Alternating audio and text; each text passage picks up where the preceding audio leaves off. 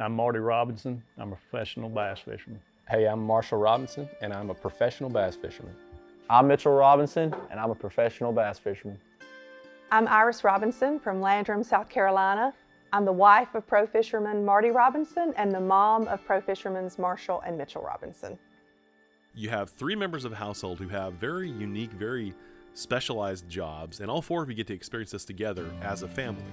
Do you guys ever stop and think about how unique and special this thing is, this whole Robinson family bass life? I do. I don't think they do. They don't realize how unique it is, I don't believe. Because it's just so natural for them. They've really never known it any other way. So I think they just feel more normal than it actually turned out to be. You know, we love the sport of bass fishing and competing and the competition between one another. And yeah, a lot of times I guess you don't realize at what level everybody, you know, these two have progressed to. You know, we just love it and enjoy it. I guess sometimes, yeah, you kind of overlook that. One of the biggest deals, I think a lot of times when you have somebody that's doing a professional sport, you know, if they have a son, I don't know what the odds are of them enjoying the same sport are, but it's probably like a 50-50 shot. But having both brothers or both sisters, whatever, that enjoy the same thing and have the same love for it and have that drive, I guess that's one of the unique things about it. Makes sense to be the same way for us. If we grew up around boats and fishing, it's probably what we're gonna do. It's not for sure what we're gonna do, you know, but it ended up like that for me and Marshall. We just like to do it. Never really had anything else that compared, you know. We'd play some sports and stuff. Football, basketball, baseball. I wanted them to choose what they wanted to do. We didn't say, hey, you have to fish. They fished. When they would come home, especially Marshall, he would come in from school, drop the bag straight down, get in the John boat. It was a little tiller handle. We had to get their boater's license extremely early so they didn't get ticketed out on the lake when they were like 12 years old in this John boat, because I let them do some stuff that maybe, you know, wasn't the best idea. You know, like you said, it's very rare, or moments don't come around a lot where, you know, someone's kid wins a championship or does something huge in whatever sport they're in. Yeah, we've got to experience that several times over and over again. You know, obviously Marshall won the Tackle Warehouse Rookie of the Year. That was a huge deal for him, and then Mitchell with his Tackle Warehouse victory this year on Lake Hartwell. I feel like when you're in the moment, you're the one competing for that win or that championship, I feel like you don't notice it. Me staying off to the side, you know, hoping he would win that tournament, it come down to the final ounce. The suspense, it made it a great moment. Yeah, that was one of the better experiences I've had in my lifetime. It was so fun to be able to do it in the home state, and then I actually got to pull off the win.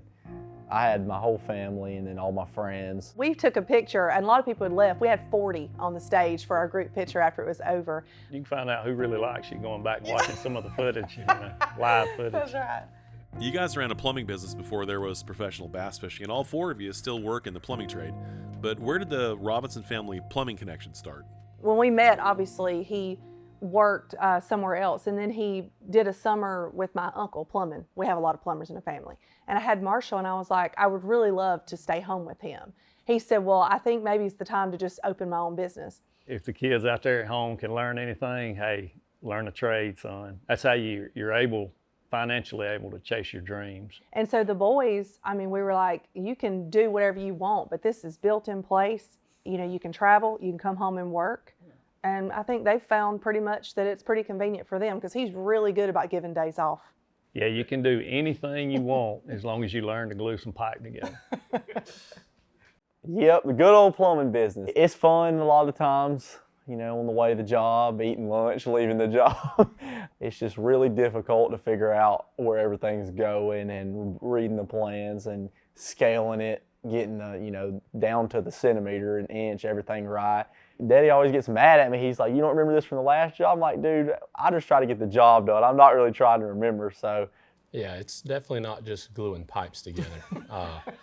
I wish it was. That's probably my favorite part. Digging in the dirt and gluing pipes together is probably my favorite part. But no, it's really complicated, and just like anything else, you have to put some time and effort towards it to be good at it. You know, this year, actually, me and Marshall will be fishing the Tackle Warehouse Pro Circuit. Mitchell's fishing the Bass Pro Tour. And everything starts up usually, you know, first of the year in January. No, he starts in January. He starts in January. Y'all start in February. We start in February. That's right. Yeah, we try to travel together as much as we can. So happens Marshall and Marty, they've been traveling together. I traveled with Mitchell. I traveled with all of them, but me and Mitchell would do a lot of traveling, just the two of us this past few years while he was fishing the pro circuit, trying to get the Bass Pro Tour. We're always somebody's together. Yeah, you have to have a huge support team. And Iris, my wife Iris, she's just always been the rock in the family, you know, the one that held everybody together. I mean, I remember when they was high school fishing. You know, she would get up in the morning, cook them breakfast, fix them lunch, make sure they had their lunch. The night before, make sure their batteries were charging. A lot of times I wouldn't even think of that. And she'd be out there and I'd be like, where you been? She said, well, I had to go make sure his batteries were charging. One of the biggest things I thank her for is when me and my brother were young and you're in school, you have a lot going on. You know, you got to worry about grades, homework, all this stuff, but we love fishing and she knew that. She would let us, you know, get out of school and go to my dad's tournament. She would take us, you know, it would just be her and us two.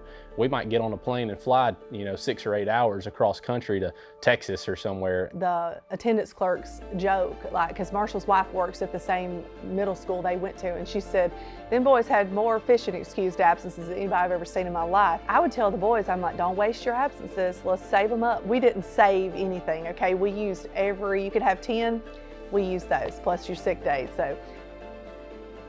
Me as a dad, I'm super proud of my boys and super lucky to experience what I've experienced already. I'm proud of their fishing, but I'm proud of who they are. Like, everybody that meets them loves them.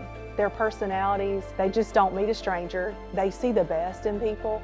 I mean, they see the best in each other. They're just the best boys, that's all I can say. They're good people. I mean, they're good fishermen, but even better people. And that's what makes me the most proud of them.